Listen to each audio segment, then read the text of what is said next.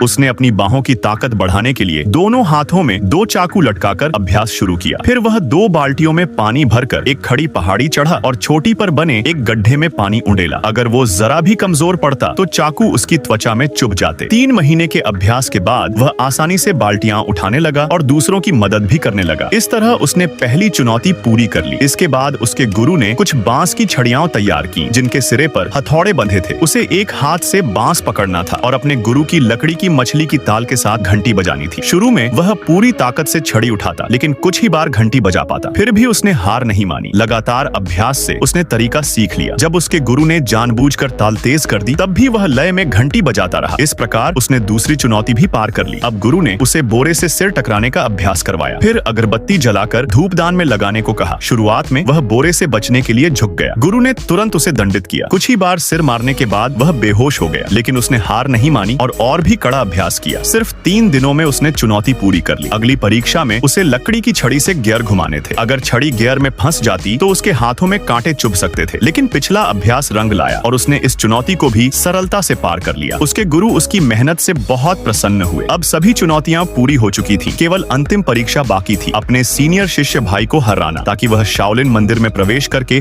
Martial arts सीख सके। लेकिन जब उसने छड़ी से उस पर हमला किया तो सीनियर भाई ने छोटे ब्लेड से आसानी से उसे हरा दिया। वह थोड़ा हतोत्साहित हो गया और सोचने लगा कि कैसे जीत सकता है। एक दिन उसने गलती से एक बांस की छड़ी तोड़ दी। तभी उसके दिमाग में एक विचार आया। उसने बांस को 3 हिस्सों में काटा और एक त्रिखंड 3 सेक्शन छड़ी बना ली। इस नए हथियार से उसने अपने सीनियर भाई से दोबारा मुकाबला किया। इस बार उसने सही मौका पकड़कर उसके हाथ से ब्लेड गिरा दिया और अंततः सारी चुनौतियां पूरी कर